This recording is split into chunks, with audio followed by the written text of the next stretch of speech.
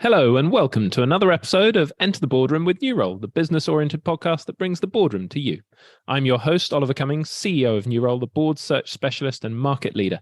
Today, I'm delighted to be joined by Lucinda Bruce-Gardyne, founder of Genius Foods, the UK's leading brand in fresh gluten and dairy-free bakery products.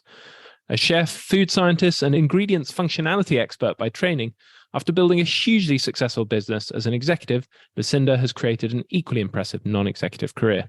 She's currently chair of the board of Scotland Food and Drink, business mentor at Creative Destruction Lab, Oxford, advisory committee member at the Royal Society, industry advisor at the University of Edinburgh, and non-executive director at the ScaleUp Institute. In the last 5 years, she's been named a Maserati Top 100 Innovator, included in Cranfield University's Top 100 Women to Watch, and awarded Creative Destruction Lab Climate Mentor of the Year. Sir Bill Gamble, chair of Cairn Energy, once said, "I see her as the Anita Roddick of body shop fame of the gluten-free sector. She doesn't know how good she is. She is very humble, but has fantastic flair in terms of creating products." As a non-executive, Lucinda is passionate about entrepreneurship, public health, and the role of science in promoting business growth and efficiency. She's dedicated to helping people with dietary restrictions enjoy a mainstream diet and lifestyle.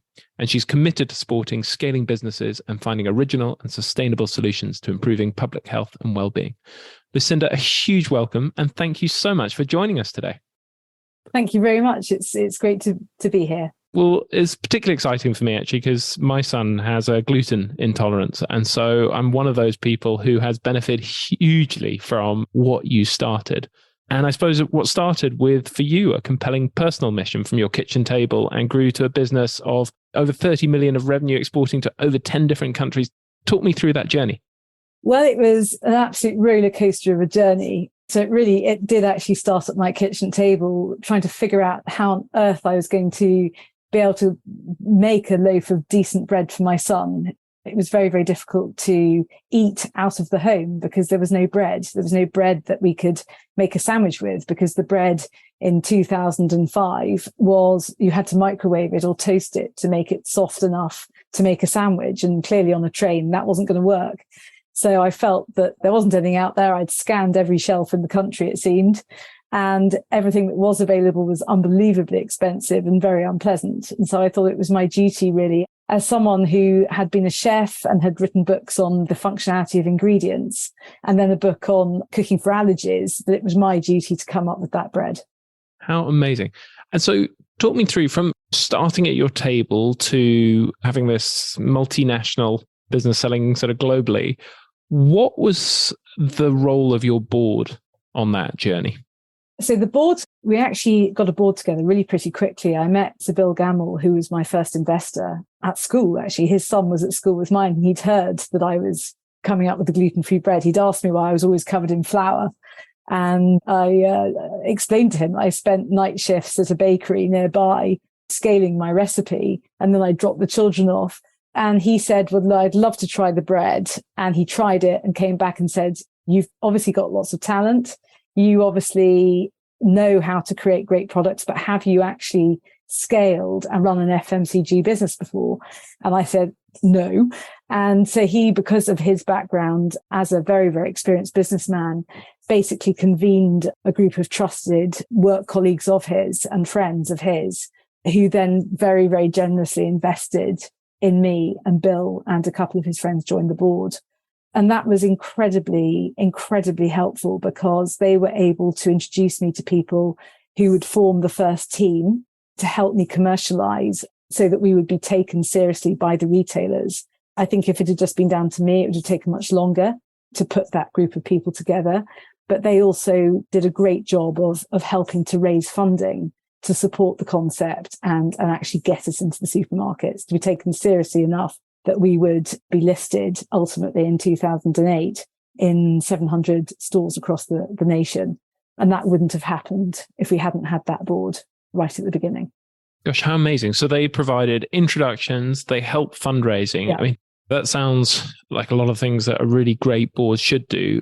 What else did they do that really helped? They certainly gave me a huge amount of guidance. I'd run a very small catering company in London before for 4 years, unbelievably busy, but it was a very small, very simple business. And this whole foray into food manufacturing, FMCG, and dealing with the retailers and taking on a team of people that had very, very different skill sets and perspectives and ways of working, to me, it was very, very important to have that support at the top, to learn about how to suddenly enter this world in a way that I could continue to add the value that I needed to add, but also really take full advantage of the resource I suddenly had at my fingertips, because it had been a very lonely journey. I'd spent 3 years on my own developing the product from scratch in my kitchen, and then just me and the bakery scaling the recipe. So suddenly there was a team of us. So they brought an awful lot of advice, mentorship, and obviously the funding and the contacts and the reach into the markets that we needed to go into. That's great to hear, because I think lots of boards, forget that their role is both to support and challenge, and they kind of get a bit too wedded to the challenge piece. And I think people sometimes struggle to know, what does support really mean in that environment? What practically did that translate into for you? What was it, if you've got a board member listening to this now thinking, gosh, how can I provide more support to the founder whose board I sit on? What were the things that really brought value for you? I think it was very, very important to have board members who had started businesses themselves, that they knew what it meant to create something from scratch. It's all very well coming up with an idea, but it takes an awful lot of effort from a number of people to get a concept off the ground and into a market. And so having that understanding of what it takes was really, really important to me. They could recognize the hard yards that I had already trod to that point. And then they knew it was very good to be able to explore with them where my strengths were and where I needed help. And then for them to help me find those people that would fill in all the gaps and do all the other stuff much better than I could ever do it. Because you mustn't, as a founder, ever think that you can do everything. You should be happy with the fact that you are already extremely talented, because you have achieved something that many other people have not. And so it's therefore just accepting that and making sure that you've got people around you that are as strong as you in all those other areas. And they help me do that. Super interesting. So I came, I think, as you know, from an investment background originally, and used to think I was reasonably empathetic as far as investors go. And I remember people before I sort of started on this journey saying to me, just be careful, it's really tough building up a business. And I used to think, well, how tough can it be? I used to do all-nighters the whole time and work flipping hard. But it wasn't actually until coming into the role and suddenly worrying, gosh, are we going to have enough cash to pay people at the end of the month? And the sort of the enormity of that responsibility. Do you think people who haven't been through that can empathize as board members? Or do you think it was only the people who'd been through that who are truly able to bring that support value? So what I would say is, if you haven't started a business from scratch and actually scaled it into something successful, then I don't think it's possible to understand what a founder goes through. And in fact, it's not just the founder, it's the founding team. What that founding team goes through to turn it into something that you can actually establish. But I don't think everyone on the board has to understand. So you need an element of the board that does understand what it is to start a business. You need an element of the board that understands the language of the founder and the founding team. So if it is something technical and innovative, it's very important to have people that have worked in similar fields. It doesn't need to be the same field, but they have that empathy. They might not have the empathy of starting a business, but they have the empathy of understanding just how difficult that particular technicality is. That's really important. But equally, it's very important to have other people on the board that cover the legal aspects, the finance aspects, the HR aspects. So it's that diversity really that's absolutely key. Really helpful. I guess you faced a number of challenging strategic questions during the course of the growth of the business. I think I've heard you talk in the past about how once you got that initial bread product, then everyone wanted crumpets and muffins and everything else, and suddenly wanted multiple products. You were just getting going in the UK and they were pulling you into the US. How did the board help you think through some of those strategic challenges? I think we were all guilty of wanting to just get as many products out to our consumers as we could, not only in the UK, but in all of the other markets that were desperately wanting Genius products. I mean, I was shopping once in John Lewis on the Sunday with my 3 very small children, and the phone rang, and it was an American manufacturer who said, please bring your bread over here. We want to get it up and running on our line. We make gluten-free products. Come and work with us. I mean, we were literally inundated with potential opportunity. And at first, we wanted to do everything. And then once we tried to do everything, it became very clear that we were doing too much and our quality wasn't where it needed to be. Gluten-free baking is incredibly difficult. And every product you make brings its own challenges. So we were just up to our eyeballs in challenge, basically, from a manufacturing point of view. And so the board very much helped with, okay, right, we're doing too much. How do we make this simpler? How do we strip out complexity from our business?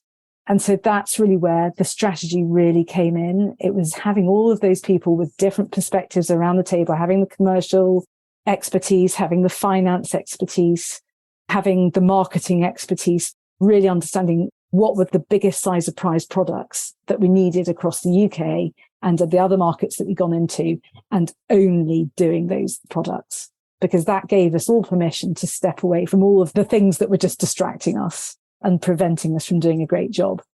It resonates so much. I spend my life as an investor saying focus, focus, focus. And now as an operator, I'm forever overcomplicating things Yes. and forever kicking myself for not learning the lesson of less is more. And actually, I recently had a really helpful discussion with our own sort of advisory board where they said, look, you're just trying to do too many different things. Just get this one thing done. And you sort of go away from that. Discipline. It takes massive discipline to do that. It really does, because opportunity is exciting. And narrowing things down just seems like such a shame when everyone's already spent lots of time getting something up and running. It feels like backpedaling, and it's very, very difficult. It takes courage to stop doing things. Yeah. Now, one of my sort of lessons from the time in this role has been that most boards seem to be dysfunctional. I saw some amazing stat that like 47% of board directors think at least one of the board members should not be on the board. And I think every board goes through its ups and downs and the sort of moments where it's adding value and moments where it's destroying value. I think every organization goes through ups and downs. What were the downs for you as a founder going through that journey? And I suppose with the benefit of that experience, what advice would you give to founders now who are thinking about building and managing their boards? I think just like a team, founding a business and then scaling that business and then establishing that business and continuing to scale, but probably at a slightly slower rate going forward, that takes different people. And I think it's really, really important that board members rotate. I think it's very, very important. It's very important to have some continuity so that you have the history there, so that a board doesn't go round and round in circles and doesn't learn from history. But equally, you need a different skill set and a different approach at different parts of the journey. And I think we were reasonably good at recognizing that, but not so good at actually implementing rotation.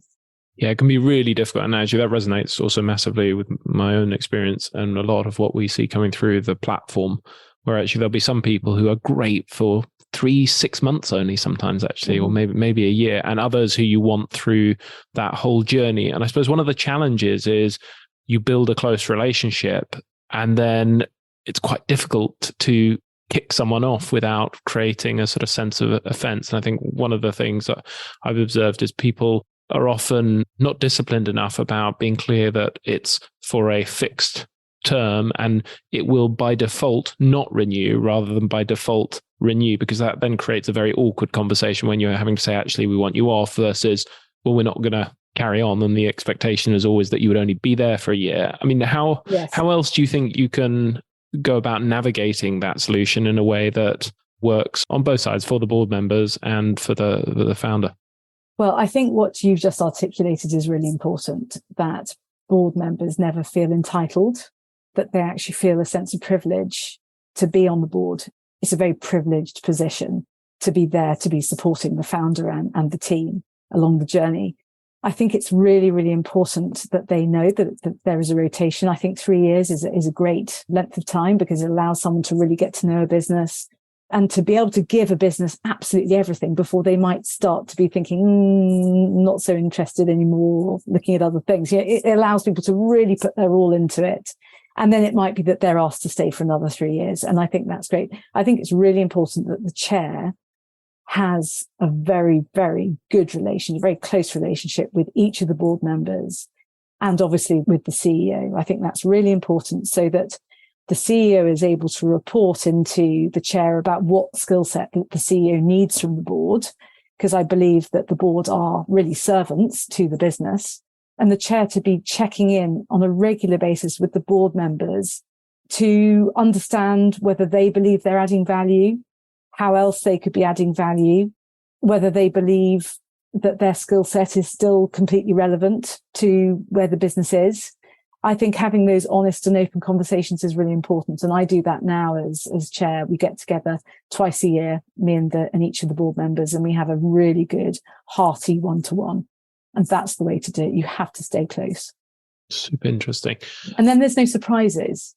I think that's the key, that there's never any surprise, that you've been open and honest all the way through. And so when you get to a point where it looks as though maybe a board member isn't able to add the same value as they have in the past, then it's okay, fine. That's great. We've really loved having you. You've done an amazing job, but it's now time to make way for someone else.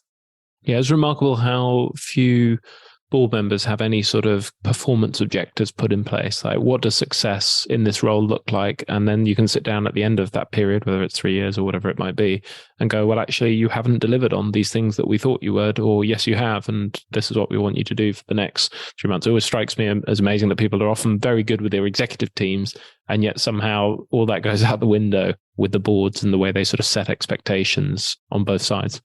Well, I suppose that comes down to a strategy for the board. So what do we need from our board? What skill sets do we need around the table? What functional expertise do each of those board members bring? What connections do they bring? What market reach do they bring? And so when you bring on a board member, they know why they're there.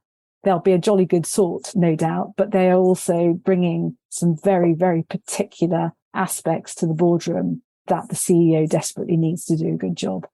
Okay, interesting. I was talking to actually a female founder the other day, a successful female founder who had been through an experience with her first board. It was an all-male board. And it turned out to be a disaster for her because she shared all the sort of things that she was thinking through, and it, for whatever reason, created chaos in the boardroom, and she was getting no value out of it. And she basically replaced them all and had to start from scratch pretty much. And her takeaway from that was she needed to take a sort of clear recommendation to the board and then allow them to feed into it and to comment or challenge it. But based on what you're saying there, it sounds like you don't think there's anything that you wouldn't or shouldn't share with a board as a founder. Golly, I suppose if it was intensely personal, then I might well just try and sort it out on my own. Mm. And I think as a female in an all-male environment, anything personal is probably harder to share. I think ideally a board should be, no matter what, whether it's a male founder or a female founder, the board should be 50-50. But I would say, though, that the board should be 50-50 male and female, but each of those people around the table have not been chosen simply to make those numbers up. Everyone around that table is there because of the skill set that they bring, the experience. They're all equally qualified to be around that table. So there's an equal respect. Everyone has the same measure of respect for everybody else there. And I think if you've got that equal gender balance around the table, it will be much easier for a founder to seek out the board member that they feel comfortable to talk to. Mm-hmm. As you're sort of looking back now, and if there's a sort of founder listening to this and thinking about how do I go about building my board and what would be the sort of the key lessons that I can take from Lucinda's journey, what would be your sort of key message for them? I think we've talked about it to a degree already. I think very, very important to have the wide diversity of skill sets around the table, to have your technical expert that you can go to with the technical issues, really important. So in my case, I was in manufacturing. I needed someone who understood manufacturing. That's just absolutely essential. I think board members should be in it for the long term, but know that there's a rotation. Yeah. So have that long-term view, but know that they're not entitled to that long-term board seat. It just depends what is needed at the right time. I don't think you should have a board that is only in investors. Yep. Again, there should be a balance between investors and paid NEDs. Why not? So I fully agree with you, by the way, on that. But what's your perspective on that? I think it's to bring healthy balance to decision making. And why would it not be healthy if you didn't have those independents? Because I think some decisions can be made based possibly on short-term gain.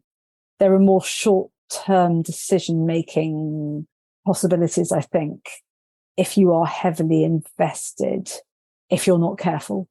And it's quite helpful to have someone who is a paid NED there to just question, just add that questioning, that different perspective. And I think having someone that is not so invested, that is not so entirely emotionally invested, because I think if you have financially invested in something, you are also emotionally invested. And maybe that emotion doesn't always help you make a really, really seriously good decision for the business. Yeah. And actually, what I've observed also is that you sometimes get other dynamics that aren't always visible in the room. So if you've got a new investment partner who is sort of sitting on your board and they're looking to prove themselves, they might be under pressure to make an exit in order to get the promotion up to the managing partner level. Or it might be that they're raising a new fund and they need to show an exit in the old fund in order to raise that new fund. And so that's something I've often seen come into the dynamics, and they're not necessarily being explicit on that. And they're pushing for that early exit, or they're pushing to shut down those investment projects that don't pay off in a sort of with a 1 year payback or a 2 year payback, because they're not being explicit about it. It creates a friction and an unhealthy sort of environment. Yes, I think so. So I think that's really what I'm trying to say. I think other aspects really, really important is that everyone around the table has a passion, probably not as strong as the passion of the founder. Yeah. That's really very difficult to find anyone that's going to feel as passionate, but people that understand the impact that you're trying to make. That is really important. You don't want people on your board that bring the money, but want their money back quickly. How do you assess for that? Because I mean, I look for that. I look for that in our executives as well, our executive teams, and it's always a really difficult thing to screen for. So, what would you be looking for if that you tell a founder you need people who are passionate on your board, and then they say, "Well, how do I figure out whether someone's passionate?" In a half-hour interview, everyone kind of put on a pretty convincing impression of being passionate. What is it that you think those who are truly passionate? So, I think you can measure probable passion by, do these potential board members have life experience in some way that closely relates to what I'm trying to do? So Sybil Gamble is a celiac, for example, and he hadn't been able to eat bread for 30 years. And he believed that my bread was going to change his life and change the lives of millions of other people. And so therefore, he came with the passion I needed that was going to remain over the long term. And I would say that most people on the board had some life experience with people who were not necessarily gluten-free, but there was a dietary restriction and they understood what that meant. And indeed, many people in the team. And that was actually really important. So I would say that's a very good measure. Do they understand? Do they actually have any life experience of what you're trying to do? Because that will make them more interested, more emotionally interested. It's all about people who are showing some emotion, I think, for what you're doing. They're emotionally invested, not just financially invested. Love that. That's a very, very useful way of thinking about it. Has your perspective on the value of a non-executive changed now that you're a non-executive working with founders rather than vice versa? Yes, it has. Absolutely. I think it's been really, really helpful to have been on that side. I'm exceptionally sensitive to the job the CEO stroke founder and the exec team are trying to do, probably against many, many odds. I believe that non-execs have to be prepared to listen to those running the company. They have to recognize that although they themselves are a functional and technical expert, possibly on the board in their own right, they probably don't know as much as the founders do and the exec team do about what it is to actually work in the business. So they have to have that respect for the executive team. I think in order to try and understand what the team are dealing with is that they must engage with the team. They must engage with the stakeholders too, to really get close to the dynamics and the culture of the business. I think that's really, really important. And it must never be just treating their board position as reading the board papers and turning up to meetings and not engaging in between. And I think the chair plays a really important part in making sure that that doesn't happen, that it's not just about tipping up to a meeting, sitting in a chair, nodding your head, and then disappearing again. That's just not on. I think NEDs must have realistic expectations. They must never blame. They must only support if things are not going well. They must find ways to support. What do you mean by realistic expectations? So I think you can only come up with a realistic strategy and realistic ambitions for a business if you actually understand what the team are trying to do against many odds. You have to have that understanding of the technicalities and possibly other dynamics. It might be a cultural problem in the business. And then the board needs to come together to figure out how they're going to support the exec team through that. Because I think only if they understand the dynamics of the business can they then come up with a strategy that is actually realistic and doesn't set the team up to fail. Because if a team is set up to fail with an unrealistic strategy, then that makes the whole thing much worse. It demoralizes the team. It distracts the team from possibly making the business really resilient and sustainable with strong foundations. And they'll be spending too much time trying to do the bits that make it look as though the business is hitting those targets that have been set by people who don't understand really what's going on. Have you got an example that can bring that to life for me? I'm just thinking that, if I was sitting there as a non-executive, I'd probably be sitting there in my sort of deluded way thinking, yeah, I understand everything. Yeah, of course I'm setting realistic expectations. So what does that mean? Or can you give an example in practice of where that's come to light? So I think we can go back to one of the things we covered earlier in that the complexity of the business. So this idea of scaling Genius Bread in the UK was already a massive challenge because the formulations are incredibly complex. The process was being developed as we scaled. There wasn't a process that we could follow. We were having to find bits of kit that would possibly do the job. We never knew. We didn't really know what products our consumers desperately wanted. Consumers quite often say one thing, but actually want something completely different. So there was so much experimentation and so much uncertainty, even getting Genius off the ground in the UK and maintaining our service levels and quality to the 700 supermarkets across the UK at the beginning. And while we were trying to do that, we were also looking at the opportunity in America. Now, if we'd all been clever, that was unrealistic. It was unrealistic to be expecting the entire business to be doing that while we were still trying to bed in the UK. So that's one very tangible. And I should have been stronger as the founder as well to say, no, we just can't do it. We absolutely can't do it. We must just focus on scaling successfully for the UK before we start to take on other markets. But sometimes it's difficult to be that voice that says, no, we mustn't do it if there's this very sort of strong momentum in one direction. And that wasn't realistic. It wasn't a realistic strategy. Interesting. Actually, it calls to mind strategy change we made last year, borrowing from Working Backwards, which is sort of insights from Amazon. They had this wonderful line, which was one of the surest ways of making sure someone fails on an objective is that it's not their only objective. Giving them multiple things to do, you're basically just guaranteeing them to fail. And again, it sort of seems so obvious to keep falling into that trap. So easy to do as a non-exec. And as an investor, actually, I mean, I found building businesses were much easier in spreadsheets and PowerPoint. The reality of actually having to be down on the ground and rolling up your sleeves, and the pace of change and resourcing is just night and day. And Yes. you can sometimes just get lost within that, I think, as an investor, where, you just add a couple of percentage points into the into the spreadsheet, and there you go. You got a new market. Yes, absolutely.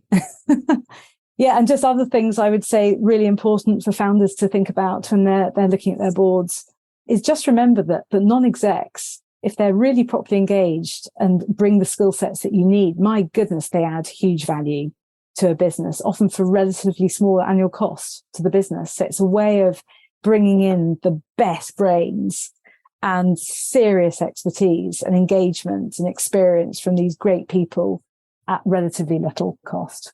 Really, Yes. really worth it when you've got the right people around the table. So true. I mean, it's a massive arbitrage, especially in the UK. The quality of talent that you can access relative to what it would cost you for an executive role, you just wouldn't be able to get that quality of talent. You touched there a little bit on scaling up, and obviously you're involved with the ScaleUp Institute and Creative Disruption Lab, where sort of the focus is on scale-up companies. Do you see a difference in the nature of the board role for scale-ups versus earlier stage startups or more mature organizations? I think they are slightly different, but that goes back to making sure that the board evolves with the business. So right at the beginning, obviously as a startup, you need those people that can help you build your team, get the finance in, establish you as a really serious organization for your customers to consider working with. That's really important. A board can add huge gravitas to your business. And I think that's another really important point. If you've got some high profile people around your board table, that does your business no end of good. It will get you in front of people you can only dream of meeting because of the people you've got on your board. So that's also really, really helpful. Can you give me an example of that? Was that something like when you got into Tesco's, that was on the back of the relationships, or were there others? Yes, absolutely. So I was lucky to have attracted some really incredible people onto the board and onto the exec, and just naming names was enough to think, okay, we'll look at a closer look at this business. Well, it must be serious. If those people are interested, then this must be a serious business. Interesting. So sort of leveraging their brands as well as their contacts in that respect. Yes. Okay. And what other characteristics do you think are unique to that scale up phase for boards? So back to that. So obviously the startups require that kickstart. The scale-ups, I believe, need that very strong technical support, because scaling is a science within itself. Whether you're scaling a process, an IT process, whether you're scaling a formulation, whether you're scaling a team, there's a huge amount of science behind it. There's a very particular skill set required around that board table to help you do it successfully.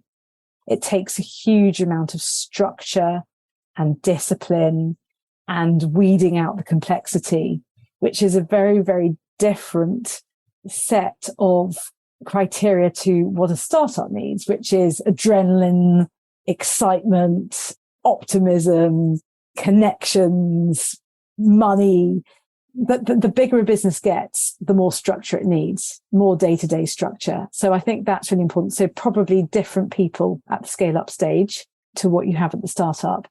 But at every stage of a business, a board should be adding huge impact. The impact shouldn't change. The nature of the impact changes, but the degree to which a board impacts a business should not change. It should always be absolutely max, the most impact you can possibly get from those people around the table. Lots of the scale-ups that come to us looking for board members will often say, well, we want someone who has been through the scale-up experience we're about to go through, who's gone from 5-10 million of turnover to 100-200 million of turnover, or whatever the journey is in whatever the specific industry or related sector is. Do you think that's the only way you can get that in your board? Or does it need someone who's done it before, or are there other ways that you can bring that in? So I think you were going to ask me a bit later on about difference between advisors and mentors. I think a mentor going through the journey with you because they really care about you personally as a founder, but also the job you're trying to do, I think is really important. And whether or not that mentor is on the board, it's a board member that just stays the course the whole way through. I don't think you need the whole board to understand what it is to scale a business. It's back to having the right skill set for the stage that business is at. Not everyone needs to have that startup, scale up experience. Everyone needs to have the ambition and the passion for what that founder and the business is trying to do. And everyone must align on that, but they don't all need the same experience. Being a solo founder is just brutal. I've sort of seen it a couple of times and I just don't know how you do it, to be honest. I feel sort of, it just makes it's already a difficult challenge, and to do it all on your own is sort of non-impossible. The stats show that, you are really the exception as a sort of solo founder. So if you were somehow able to go back in time and advise yourself as you were back then without all the sort of the network that you had and the experience that you have now, what does the dream constellation look like? Personally, I've found having a coach at various times has been helpful. I found having an advisory board has been very helpful. And I suppose I've got sort of various informal mentors, and I've taken something from each of those parts. But I'm curious to know what that blend would look like for you. So all of those things, absolutely. Those are all very important. I think the thing that was really difficult the first time was not having any funds at all and having to go out there and basically generate the funds for the business, not really having any contacts. That was really tough. Whereas I'm now fortunately not in that position. So you're not, as a founder now, I would have something behind me. And I think that's important. I think it's really important to, if you can, to be able to put funds into your own business, because it makes your financial weight much sturdier over the long term of your business. Sadly, money talks. And when you have been able to put a great deal of money into a business, then your voice is heard more powerfully than other people who haven't been able to put quite so much in, which is absolutely fair enough. But that voice isn't always right. That voice doesn't necessarily come with the understanding of the business. And so therefore, I would say, yes, of course, you need your trusted colleagues around you again, people you've met along the way that you have deep respect for. So, for example, Sherry Kutu, I was fortunate enough to meet Sherry Kutu, who founded LinkedIn and many other unbelievably successful organizations. She judged me in the EY awards, and we've just been firm friends ever since. And I have so much regard for her, and I would want her to be my mentor. Absolutely. And I can think of people I would want to work with again. But for me, the really important thing is that I would be able to fund the first stage of my business this time in a way that I couldn't last. Interesting. So I've seen that as an investor sometimes, where one thing I've seen, because obviously not everyone can access those funds. One thing I've seen founders do is just negotiate outrageous valuations on day dot, where they raised 10 million or whatever it was on vaporware. There was nothing there, and they managed to retain 90% of the business. So I suppose that's one way I've seen people getting around that issue. Even though they didn't have the capital, they were just unbelievably aggressive on their valuation. Yes. They kissed a lot of frogs before they found the investor who was willing to invest on that crazy valuation, but they got there in the end. I guess you went down the path of, you were lucky enough to meet someone who had capital, but if you're sitting there as a sort of founder listening to this, thinking, how do I, or as a board member advising a founder thinking about this, if you haven't got the capital yourself, what else do you think you can do, or what have been your lessons from your path? Well, I would say if you are struggling to get funding, it might be because your business idea is not brilliant. And sometimes it's really important to face into it. Maybe people don't actually want what you're trying to sell. And so therefore, it's really important to listen to every nugget of feedback and reiterate what you're doing until people go, wow, that's amazing. I was fortunately in the, wow, this is amazing, this is going to make a huge difference. So it didn't seem to be very difficult to raise funding. So I do think it's important. That is a really good measure for whether or not you actually have an idea that people really want. Can you raise funds easily? Mm-hmm. Because if you do have something that people really want, it won't be that difficult. I think if you have got some money that you can put into it, I think you should. Because why would you expect other people to put their money into it if you're not prepared to? And I think that's very, very powerful. I think it's also really, really important to actually have something to show people. So not just talk about it, but actually prove that you have actually created something that you can scale. Because the idea of raising lots and lots of money on vapor, I mean, I wouldn't be able to sleep at night. I mean, that is just the most terrifying idea to me. You've got to know, you've got to have that confidence that you have actually got something. Because as a founder, you have to understand that when people have invested in you, you're married to them. Mm-hmm. You actually become married to them for years and years and years. You don't know how long you're going to be married to them. And you need to deliver. You've accepted them. You've accepted their money, their hard-earned cash, and you have to respect that. And so I think that first respect is to sell them something that you know you can pull off. Very interesting. Now, time is flying, and I want to quickly just touch on one last thing before we move into the wrap-up, which is you became chair of Scotland Food and Drink in 2021. And I'm always really interested in how taking on that chair role changes people's perspectives on the role of a board. What's been your experience with that? And tell me a bit about some of the challenges and joys of becoming a chair. I was actually really scared about becoming the chair. I was offered the chair role during COVID, having been on the board of Scotland Food and Drink for a year before that. And I pushed myself into it. I just thought, right, come on, Lucinda, this is a really great opportunity to develop and really do something that's completely out of a comfort zone. Because I am a bit of an introvert, actually. And to be the focal point around a table actually takes quite a lot of courage for me to do that. But I've absolutely loved it. It's an absolute privilege to be a chair. And what I've realized is that as a non-exec director around a board table, you are a passenger, really. And you are acting as an individual, giving your expertise, sharing your perspective into the discussion. Whereas as a chair is driving it, the chair is driving the discussion. The chair is pulling together the collective view of all of the individuals around the table and then seeking consensus and alignment and then using that to advise on strategy and various other things that are going on in the business. So it's a very, very interesting task. Also, as an NED, you can, again, act as an individual, come into a board meeting and leave again and go back into your own business. As a chair, you are very much part of that business all the time, but you're also engaging with the NEDs outside that meeting too. So it's a real sort of stakeholder management thing. It's a real people management thing. You're wanting to deal with everybody's perspectives around the table, but also outside that. And that's really interesting. What do you know now that you wish you'd known when you were at the start of that journey? I think what I've learned is that planning is really, really important.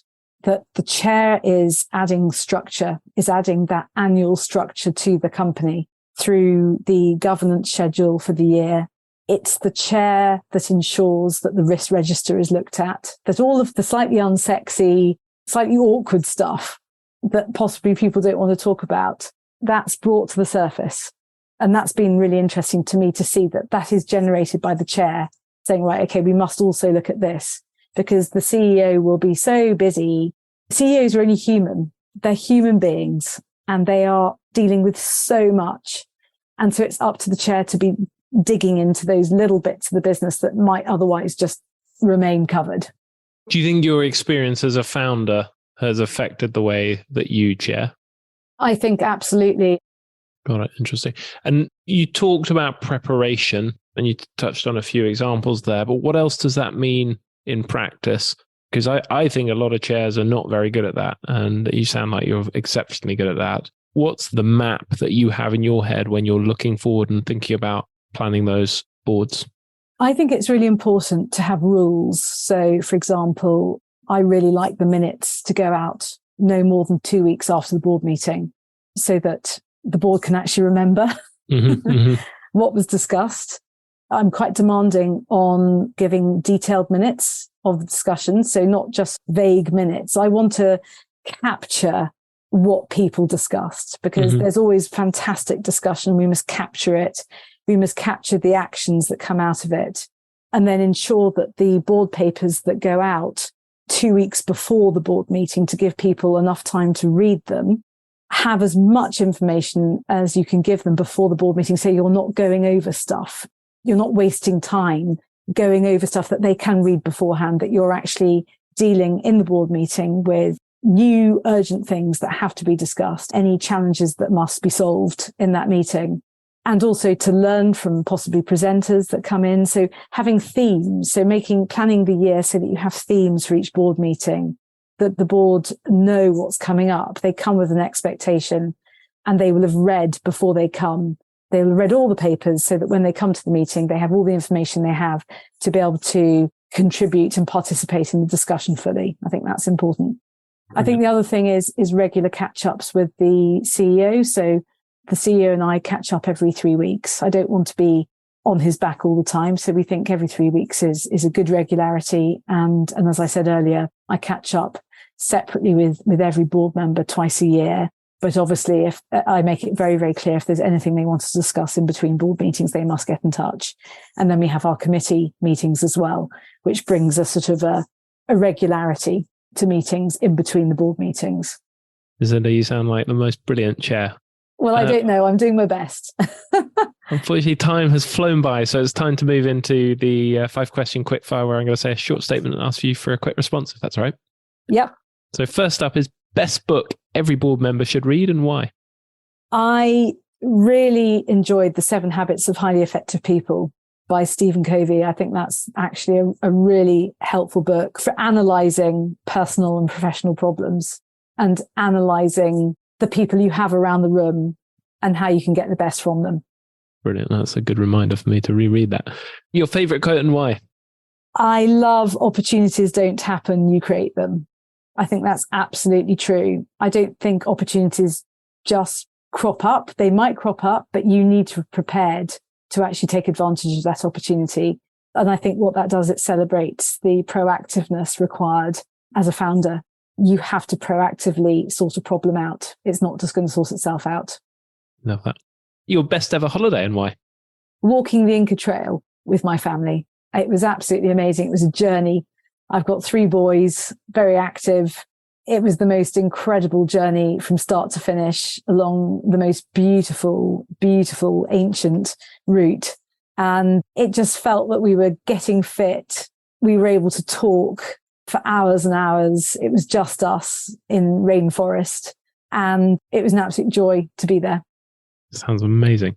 Your most significant professional insight? I was told actually really very early on, where I was living a roller coaster as a founder of a business, in particular a startup. You are literally living on a roller coaster. You have one very good piece of news one day. The next day, it seems as though everything's going to hell in a handcart. And it's very, very important to get a grip of your emotions, because if you don't, you'll wear yourself out and you won't be able to stay the course. And so I was really, really pleased when someone said to me, nothing is ever as bad as it seems, but it's never as good as it seems. And that was just really, really helpful for leveling my emotions, actually, to always just think, okay, there has to be a way through this dreadful thing that's just happened. It can't be as bad as it seems. And never to get super excited when things are going well, because probably there's going to be a fall coming if you're not careful. And it just allowed me to level out how I went about my work in those early days. I love that. As a running joke of the New Roll team that I'm always talking about, Admiral Jim Stockdale, who I don't know if you came across, but it features in Jim Collins' Good to Great, which is basically exactly that. Like, never get too up, never get too down. Yeah. So love that. And last but not least, your favorite podcast or app if you're not a podcast listener. Well, do you know, it's amazing. I've actually started to listen to podcasts for the first time, because I've been so up to my ears bringing up 3 boys and working. Like, I'll get into bed and I fall asleep. So actually, I've just been listening to Dr. Mosley, actually, talking about how to get a really good night's sleep. And I love his 5-minute podcasts. I think they're really, really helpful because it covers nutrition and all sorts of other things as well, which I'm very interested in. But I'm going to start learning to podcast much more now now that I'm an empty nester. Fantastic. Well, Lucinda, it's been an absolute privilege. Thank you so much for your amazing contribution with Genius. I feel personally very touched and grateful for that. But thank you also for contributing today with all your sort of insights, which have been fabulous. Well, thank you, Ollie. Thanks very much for inviting me along.